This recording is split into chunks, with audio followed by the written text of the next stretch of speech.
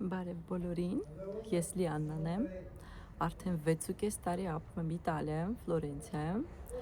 և այսօր ուզում եմ ճշմարիտ խոսել Իտալիայի կյանքի մասին,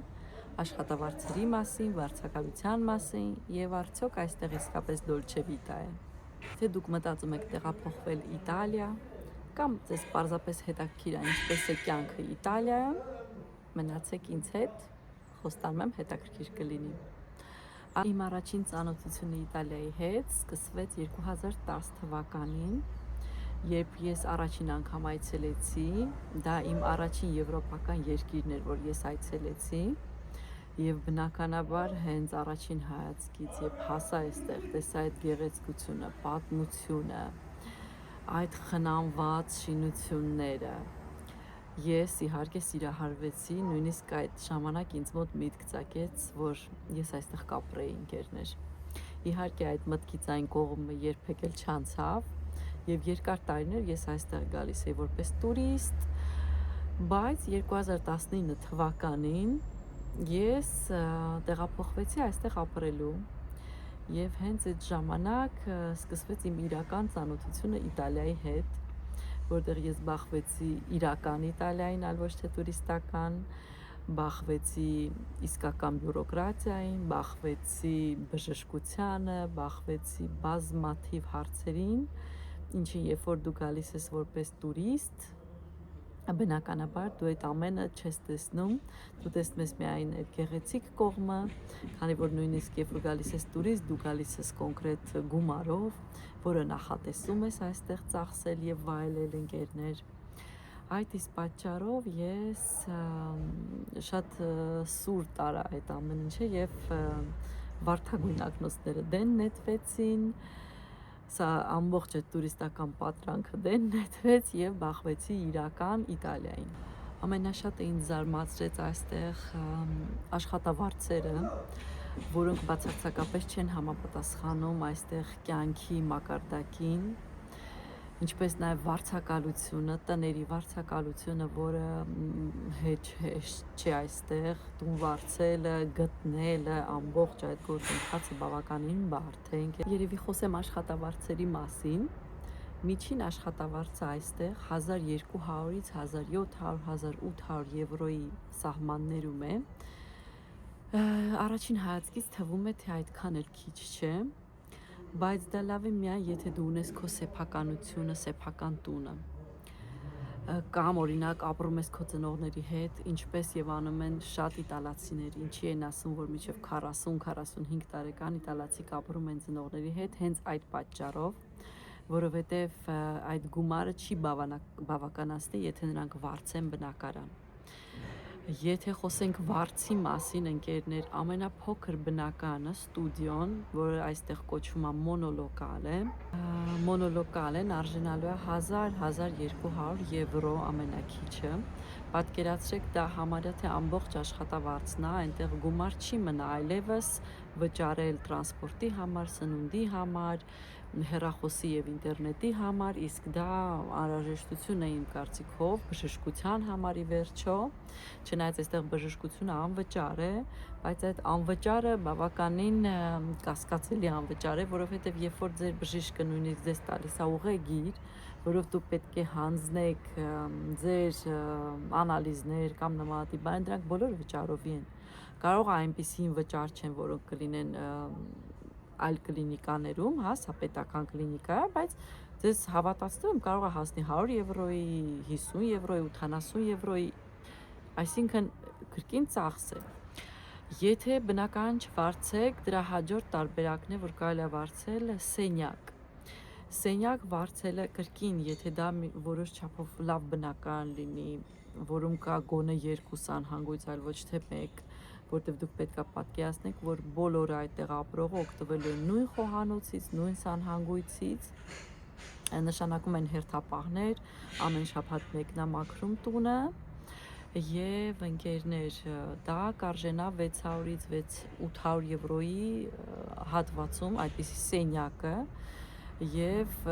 այդպես մեծ տարբերություն չէ բնակարանի հետ, եթե հաջողվի 300-400 եվրո շահել, այո, Ավելի վատ տարբերակ է, երբ որ վարձում են միայն մահճակալ ընկերներ, միայն մահճակալ նշանակում է ձեզ հետ նույն սենյակում կարող է լինի 3-4 հոգի մարդ, դա արժենալու է 300-ից 350, էլի կախված նրանից, թե որտեղ կլինի այդ տունը, ինչքանով մաքուր կլինի, ինչքան մարդ կապրի այդ տան մեջ, այդ ամեն ինչը կախված է նրա գնից, կարող է հասնել մինչև 400 եվրո այդ մահճակալի արժեքը։ Ընկերներ, ծախսերը բազմաթիվ են իրականում եւ այդ աշխատավարձը, եթե մենք բաշխենք սննդի վարձակալության, բժշկության եւ այլ այդ ասպեկտներին, գումար այնտեղ չի մնում։ Ես նույնիսկ չեմ պատկերացնում, եթե դա լինի ընտանիք, այսինքն ոչ թե մեկ հոգի մարդ, այլ լինի ընտանիք, իմ կարծիքով հնարավոր չի ապրել այդ գումարով, պետք է երկուս աշխատեն, այլապես չեն կարող ծածկել այդ բոլոր ծախսերը, իսկ եթե լինի փոքրիկ երեխա, այդ երեխային նայողապետք, ես չեմ պատկերացնում այդ դեպքում ինչ պետք է անեն, ենթադրում եմ հենց դրա համար էլ Իտալիայում բոլոր երեխաներին 6 ամսականից տալիս են մսուր, այլապես եթե լինեն ամուսիններ, մեկը չաշխատի, իրենք ուղղակի այդ գումարով չեն կարող ապրել, իսկ ինչպես նշեցի, միջին աշխատավարձը լինելու է հենց այդքան։ Ինձ շատ զարմացնում էր, որ ես հանդիպում էի 40-50 տարեկան մարդկանց, որոնք ապրում էին դեռ սենյակում, այսինքն վարձով սենյակում, եւ ինձ համար տարօրինակ էր դա, որտեվ ես սովոր եմ, որ մեր երկրում բոլորը ունեն տուն, բայց ցավոք այդպես չէ եւ այստեղ էլ ինչպես նշեցի արդեն 40-45 տարեկան մարդիկ ապրում են ծնողների հետ, որպեսզի կարողանան այդ ծախսերը կիսել, այդ պատճառով գոնե չեն վճարում վարձ, գոնե այդ ամբողջ գումարը մնում է իրենց ընկերներ եւ չեն շտապում լքել ծնողական տունը հենց այդ պատճառով։ Եվ այդ ամենը տեսնելուց հետո ամբողջ այդ բյուրոկրատիային հանդիպելու եւ միայն չեմ խոսում փաստաթղթային բյուրոկրատիայի մասին որպես էմիգրանտ, որպեսզի ստանալ կեցության քարտ, որպեսզի ստանալ կոչվում է տեսսերա սանիտարիա, դա ոնց որ մեր սոցքարտի նման քարտ է, որը նաեւ բացի նրանից, որ ձեր հարկերի մասին է խոսում, նաեւ ձեր բժշկական ոնց որ քարտ է հանդիսանում, բացի այդ բյուրոկրատական այդ հատվածից ամբողջ երկրի վիճակը այդքան էլ դոլչե վիտա չի ժողովուրդ, ցավոք սրտի, այլ ծախսերից կլինեն նաև սննդի ծախսերը ընկերներ, Միշա նայեք ինձ,